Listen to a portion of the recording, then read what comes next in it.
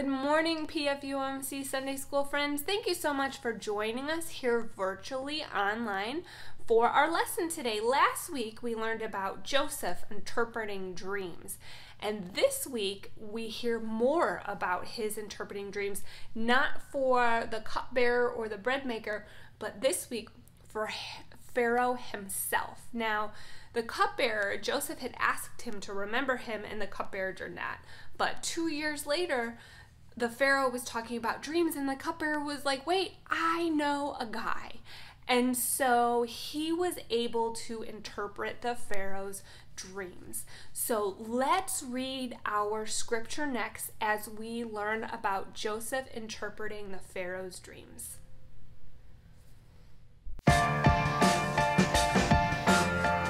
So our reading today comes from Genesis chapter 40 verses 1 through 57.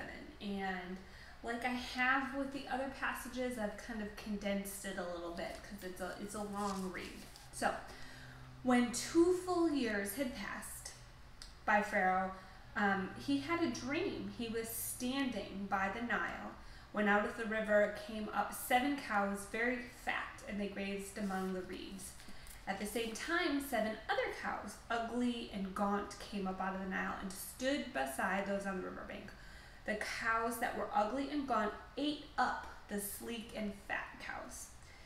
Then Pharaoh woke up. He went back to sleep, and again he dreamed. 7 heads of grain, healthy, were growing on a single stalk. After them, 7 heads of grain sprouted thin and scorched by the wind. The thin heads of grain swallowed up the healthy, full heads of grain. The Pharaoh woke up, and again it was a dream. His mind was very troubled. Pharaoh told his wise men about his dreams, but no one could interpret them. Then the chief cupbearer, remember him from last week? It had been 2 years since Joseph interpreted his dreams. He suddenly remembered Joseph and said there was a young Hebrew. We told him our dreams, and things turned out exactly the way he interpreted it. So Pharaoh sent for Joseph and said, I had a dream. No one can interpret it. He relayed the story about the cows and the grain. And Joseph said, the dreams of Pharaoh are one and the same. It's the same thing. The 7 cows and the 7 stalks are the same thing. 7 years of great abundance are coming throughout the land of Egypt, but then they will be followed by 7 years of famine. Famine means drought. He advised Pharaoh to look for a wise man and put him in charge of the land of Egypt. Let Pharaoh appoint this man over the land to take 1/5 of the harvest during the good years, put it away and save it for the bad years, to be held in reserve for the country to be used during the famine. Since God had made all this known to you, Pharaoh said to Joseph, you should be in charge of my palace, and all of my people are to submit to your orders. So the Pharaoh took his ring. He gave Joseph a special ring. He dressed him in fine linen and put a gold chain around his neck. And he let him ride in a chariot too. During the 7 years of abundance, the land produced abundantly. Joseph collected all the food produced in the 7 years and stored it in the cities. There was a famine in the other lands when the 7 years of famine came, but Egypt was saved by the supplies that Joseph had saved. When the famine spread all over the country, Joseph opened the storehouses and sold the grain to Egyptians, and the other countries also came to Egypt to buy grain from Joseph because the famine was so severe all over the world. So remember that last little bit, that other people came to Egypt to buy grain, because we're going to talk about that next week. But first, we have our video to watch, so check that out next.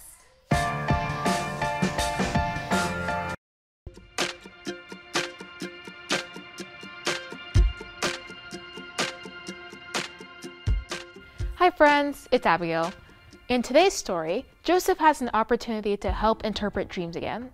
Remember, we're still in the middle of a conflict with Joseph and his brothers, But we're learning that good things can happen during the road to reconciliation. Remember when he helped the steward and the baker understand their dreams when they were all in prison? Well, this time he got to help Pharaoh, the king of Egypt. Let me tell you the story. Pharaoh woke up from a dream one morning and realized that it was very important. Dreams were important to leaders because dreams might carry a special message to help them lead better. Pharaoh looked for help to understand his dream, but none of the people that worked for him could help. Then, the steward who Joseph helped before remembered that Joseph was in prison and could interpret dreams. Joseph was called upon and he told Pharaoh what his dream meant. After this, Joseph is let out of prison. Pharaoh knew what his dream meant and the whole nation was helped. Wow! Friends, sometimes we are in situations that are unfair. However, you can try your best to do what you can to help others. Last year, I was really scared when COVID-19 began. Everything changed so quickly. One day we were in school and the next day we weren't. I missed my friends and I could tell that my parents were nervous too. I felt like I didn't have control over anything. One day I was with my family and I decided to tell them a joke. I really like making people laugh and I thought that maybe I could make us feel better. My family loved my joke and we spent the rest of the night telling funny stories and making each other laugh. After that, I spent time searching for new jokes on the internet so I could make my family laugh and smile while we ate dinner together. I couldn't control everything happening around me or even understand why it was happening, but I knew I could offer my gift of spreading laughter to my family, and that made it just a little bit better. Like Joseph, we all have gifts that can help others, even in tough situations. What are some of yours?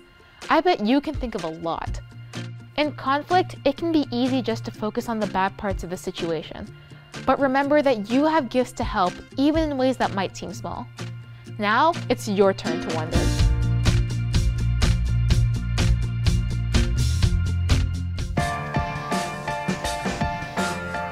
Friends, as we wrap up today, I want you to remember about our faith words that we've been talking about this whole theme. Reconciliation and forgiveness. And I know that forgiveness is hard. Reconciliation, moving on, is very hard. But this week, I want you to think about a feeling that you have not been able to get rid of, a hurt that you might have had.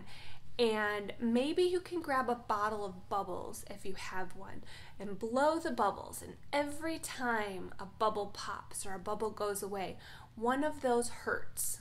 You can imagine it just popping and going away. Now, forgiveness and moving on, it can take hard work and it's hard to learn about and it's hard to actually put into practice as well. So I appreciate you learning with me today and I will see you next week.